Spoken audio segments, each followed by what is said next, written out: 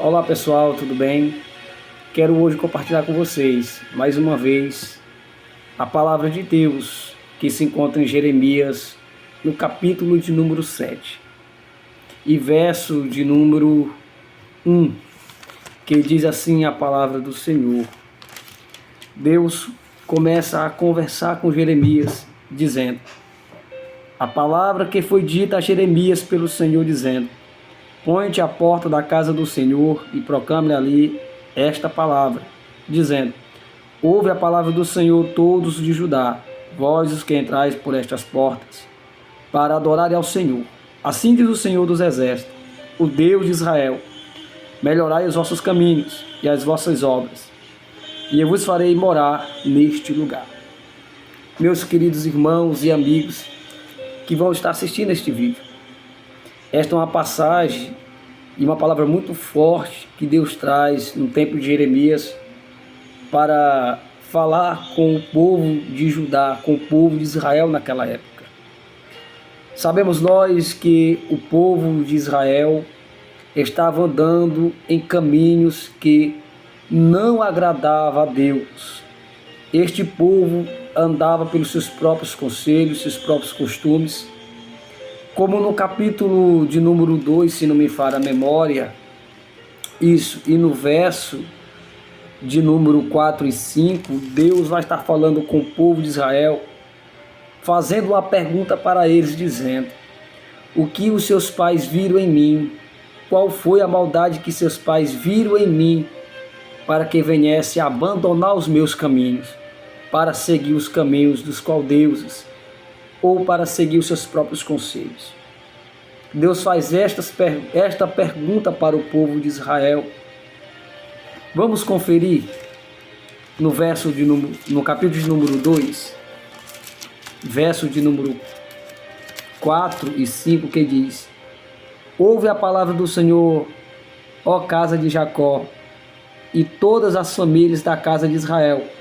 Assim diz o Senhor: que injustiça acharam vossos pais em mim, para se afastar de mim, indo após a vaidade e tornando-se levianos. Olha só o que Deus fala para o povo de Israel. Qual foi a injustiça, qual foi a maldade que os vossos pais viram em mim? E Deus está levantando Jeremias para estar falando com esta nação, porque mais uma vez o povo de Israel estava andando nos caminhos errados, nos costumes errados, num caminho que não agrada a Deus. E Deus começa a falar com Jeremias, dizendo: Jeremias, coloca-te à porta do templo, e todas as pessoas que entrar por esta porta, tu vai falar esta palavra para eles: emendai os vossos caminhos, preparai os vossos caminhos, endireitai os vossos caminhos, para que eu venha me tornar para este povo, Jeremias. Diga para este povo voltar para mim. Meus amados irmãos, não era fácil para Jeremias pregar a palavra de Deus, pois Jeremias ainda era um jovem nesta caminhada.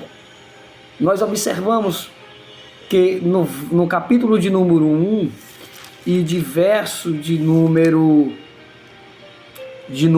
4, 5 até o 6, Deus vai dizer para Jeremias, dando a confiança para ele ir até estas pessoas, dizendo: olha, Jeremias, antes de tu ser gerado, eu já te chamei, eu já te escolhi, antes de tu nascer, eu já te santifiquei a nação, tu por profeta sobre elas.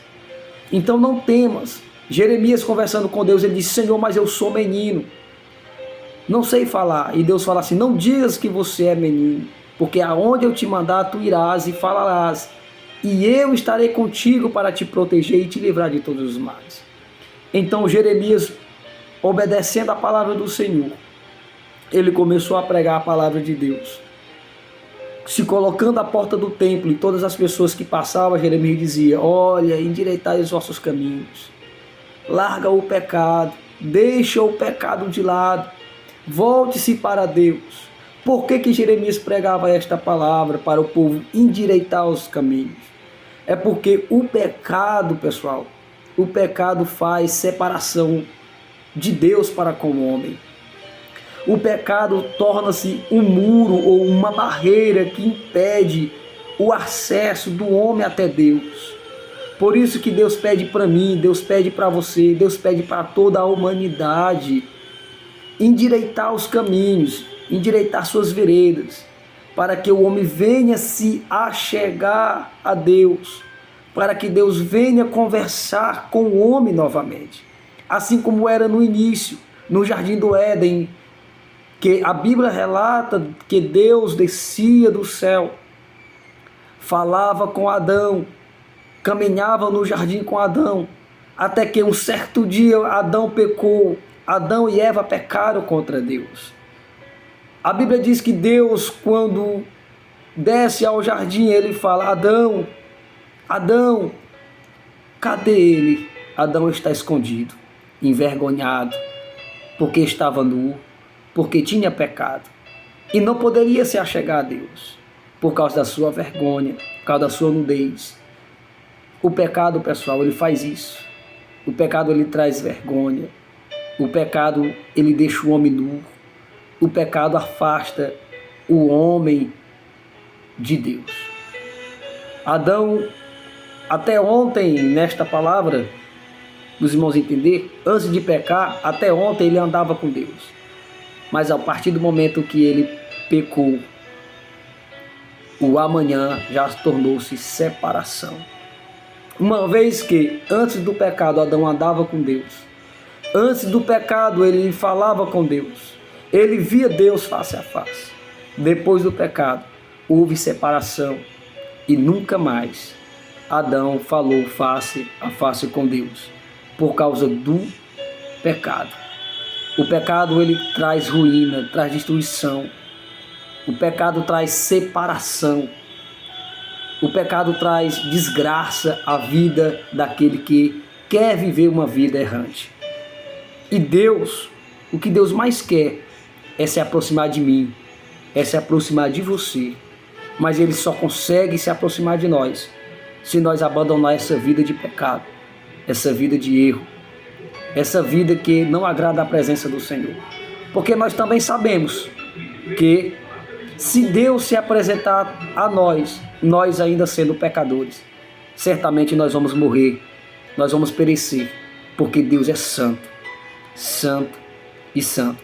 Por isso que Deus pede para Jeremias, dizendo para o povo se arrepender de seus caminhos. E Deus faz uma pergunta: qual é o mal que eu fiz ou que eu faço para que as pessoas não venham se voltar para mim? Veja só essa palavra, irmãos. E a Bíblia relata aqui todo esse capítulo que Jeremias se colocou à porta do templo, pregava a palavra de Deus, incentivava o povo a se arrepender dos seus pecados. Porque para Deus não importa o que você fez, o que eu fiz. O que para Deus importa é que se eu me arrepender de corpo e alma e espírito, de todo o meu ser, Ele está de braços abertos para perdoar o meu pecado. Para Deus não importa o teu passado, o meu passado. O que para Deus importa é o nosso presente, é o nosso futuro. Veja o exemplo do jovem rico que gastou todos os seus bens, levando a sua vida em lascívia, em prostituição, em adultério, vivendo uma vida de pecado. Mas no dia que ele reconheceu o seu erro, ele disse: voltarei para a casa de meu pai. Porque ele pensou: pai, pequei contra o céu e perante o Senhor. Não sou digno de ser chamado teu filho. Ele se arrependeu e voltou para a casa de seu pai. No momento em que ele volta, o pai dele estava como? De braços abertos para o receber. E o seu irmão mais velho, quando viu, ficou com raiva, dizendo: pai, tu está dando uma festa para este. Esse homem gastou tudo, esse homem escolheu uma vida errada, fez tudo que não presta e o Senhor perdoou ele. E ele disse: sim, eu fiz, porque este meu filho estava perdido e foi achado, estava morto e reviveu. O que eu quero dizer para você é que sempre vai ter pessoas que vão apontar para você, vão apontar para mim dizendo: olha ele fez tudo de errado. Ele fez tudo que não presta, andava nas festas, bebia, fumava, se prostituía. E hoje, ele quer ser perdoado, hoje ele quer ser crente. Eu quero dizer para você, não importa o que as pessoas vejam sobre você. Porque o irmão daquele filho pródigo, ele também enxergou desta mesma maneira, brigando com o pai dele, falando por que tu fez isso. Mas eu quero dizer para você, o que importa é a palavra do Pai, a palavra de Deus.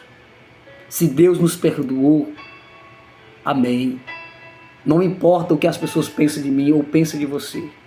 O importante é você viver uma nova vida, uma nova história, um novo recomeço. Sempre há um novo recomeço. Sempre há esperança. Eu quero dizer para vocês que estão me ouvindo neste momento que ainda há esperança.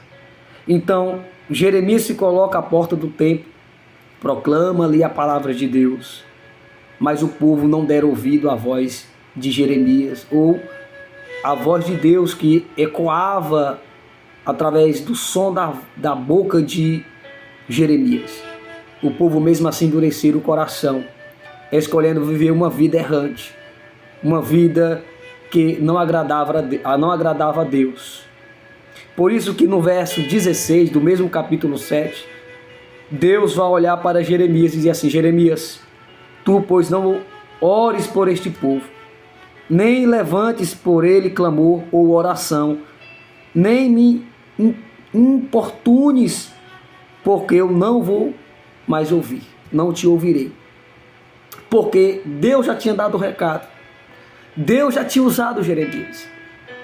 E o povo não quiseram voltar para os caminhos do Senhor.